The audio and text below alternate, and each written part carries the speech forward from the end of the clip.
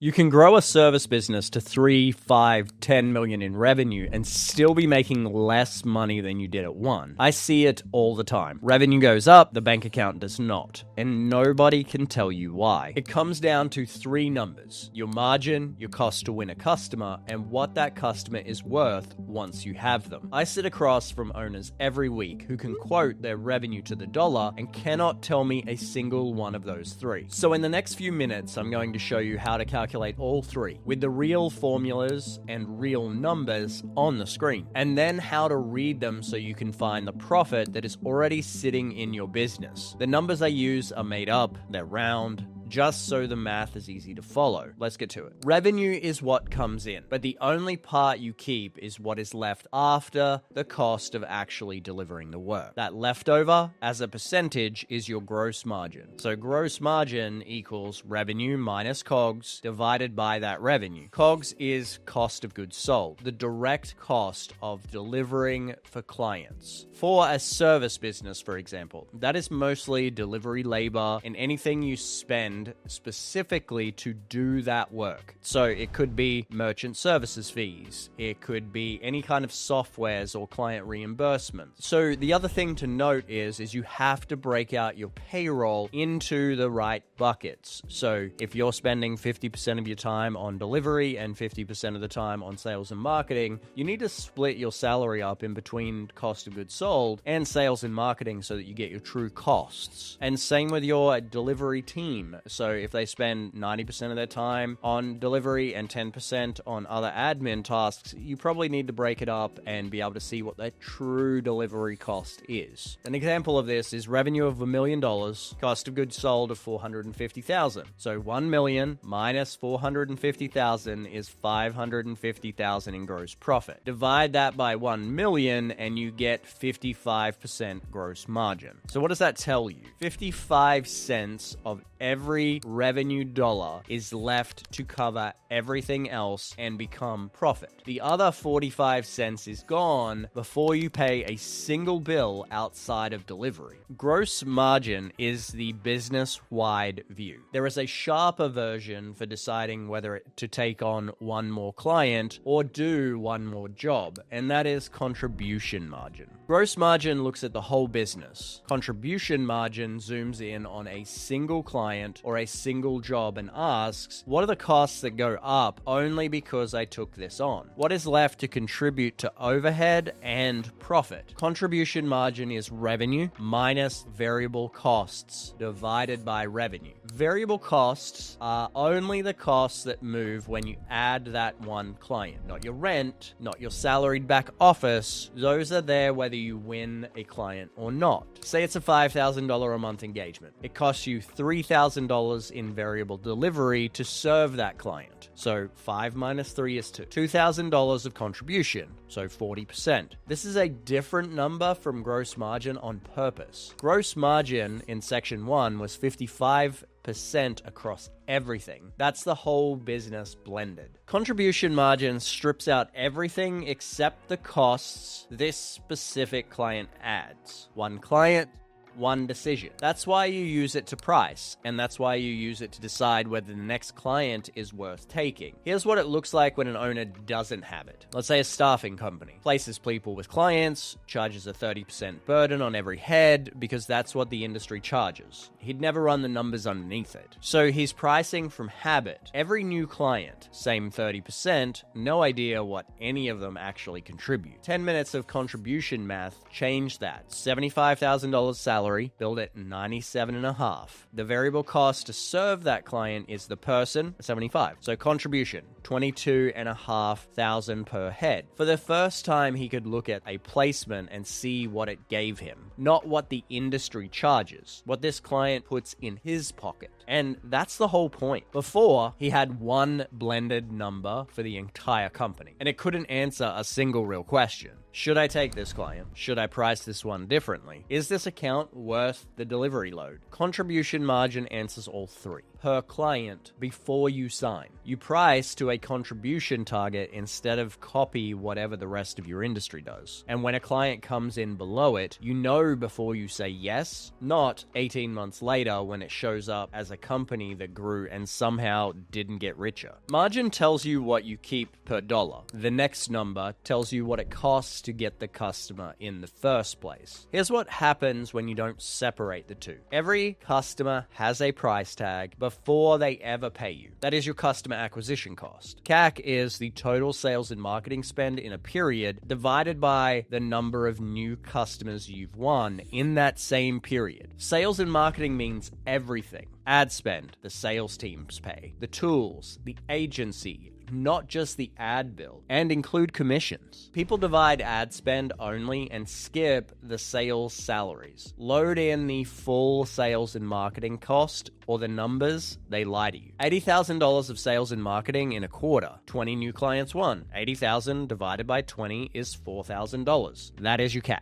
What it tells you on your own is $4,000 to win a client. Well, it's only a good or bad number once you know what that client is worth. A number by itself is really not an answer. And the other thing to note here is that quietly, without even looking, no-shows drive your customer acquisition cost up. For example, if you have a 50% show rate and you have a $4,000 customer acquisition cost, if you fix your no-show rate and say get it to 100%, it never actually happens like that, but let's say magically it does, well now it only costs you $2,000 to get that customer acquisition cost. So that's the other thing to note. You want to be very, very careful about watching your no-show rate, because if you're going to spend double the amount of money and fill up a calendar space, you want to make sure that you get that fixed as quickly as possible. Anything above an 80% mark is usually too much work and too much cash to actually put more money into that, and it's cheaper and easier just to get more customers. But you do really want to watch that no-show rate very, very heavily and work out ways to get that fixed. Now, when there's customer acquisition cost and you now know what it's worth and it's one number, we need to see the other side of that trade. What is a customer actually worth over the life of the relationship? And that is lifetime value, or LTV. A customer is not worth what they pay you once. They are worth the profit they bring over the whole time that they stay. But you have to count the profit, not the revenue, or the number is just a fantasy. Lifetime value is your average revenue per customer times your gross margin percent times the average number of years or months a customer stays. The gross margin step is the part people skip, and skipping it can overstate LTV by a lot. A client pays $18,000 a year. Gross margin is 60%. So the profit part is $10,800 a year. The average client stays 2 years. $10,800 times 2 is $21,600 of LTV. If you do not know lifespan directly, use churn. Average lifespan equals 1 divided by your churn rate. Lose half your clients a year, 50% churn, and 1 divided by 0.5 is a 2-year average life. The same 2 years. So 18,000 times 60% divided by 50% churn is 21,600 again. Keep your time frames matched. If churn is annual, lifespan is in years. Mixing monthly revenue with annual churn is the classic way people get an LTV that is off by a factor of 12. This customer is worth about $21,600 in gross profit over their life. Now CAC has something to be measured against. LTV can be increased a number of ways. So we can have labor efficiency. By increasing our gross profit, it automatically increases our LTV. So if you find efficiency, if you use a salary cap like in sport, and make sure that your labor efficiency is good. If you price correctly, so let's say you have a 60% close rate, we want to fix that. We want to bring that down to about 30 to 40% rate. Lowering churn, setting up systems that allow you to identify whether you have a green customer, a yellow customer, or a red customer. There's different levers that you can pull on there, because if you extend churn and you lower that, and let's say you lose 25% of your customer base a year, well, every 4 years you have to replace your your whole customer base. If you have it where it's only 10%, well, then it's going to be 10 years before you have to replace your whole customer base. So there's a lot of different levers underneath the hood there that can help you increase your gross profit, that will increase lifetime value and maximize how much money you make out of every single customer. So that is super important for lifetime value, and fixing your churn, increasing your prices if you've got too high of a close rate, and making sure that you've got the right amount of staff is some of the best ways to increase gross profit and get to a really good profitable company. Now, the next step is we put the cost to win against the value one. That single ratio is the one that tells you if growth is building the business or bleeding it dry. One note before the ratio. Running these three numbers on your own business is exactly what we do on a leak check. We get under the hood, find where the profit is leaking, and show you what you are leaving on the table. The link is in the below if you want that. Now, the ratio. LTV to CAC equals lifetime value divided by CAC. 21,600 divided by 4,000 is 5.4. So a ratio of about 5.4 to 1. For every dollar you spend to win a client, you get about $5.40 of gross profit back over their lifetime. The number people quote most is about 3 to 1, but it depends on the model. The 3 to 1 rule of thumb is widely cited and varies by business type. Business to consumer, we want it a little bit higher, like we kind of wanted about the 2.5 to 1. Business to business should be closer to 4 to 1. Below roughly 2 to 1 is usually unsustainable, and far above 5.1 can actually mean you are underspending and you could grow faster. So that's where we want to really be able to push. If you're at a 5 to 1, we want to find out what is the constraint in the business from being able to put more money into sales and marketing and spin that wheel quicker, because that's where we can really start to make money fast. So usually it'll be ad spend if you're doing ad spend, or marketing can't keep up, or we're putting too much money into marketing and we can't spin that wheel fast enough,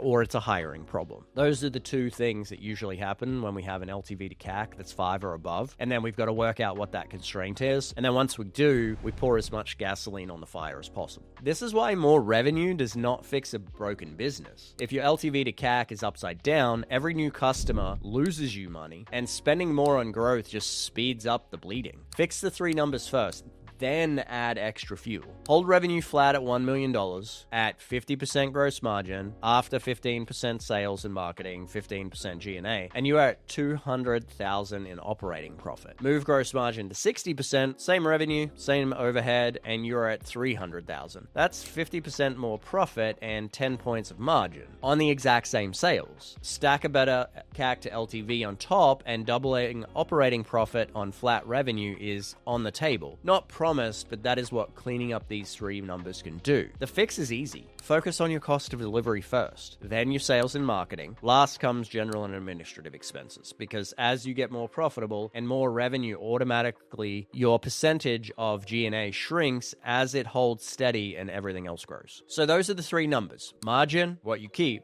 CAC, what your customers cost; LTV, what they are worth. Put them on one page and the profit stops being a mystery. You can point at exactly where it is leaking and exactly where to fix first. If you want my team to run these numbers on your business and show you where the money is hiding, book a leak check at the link below. It is 20 minutes and you walk away knowing your numbers.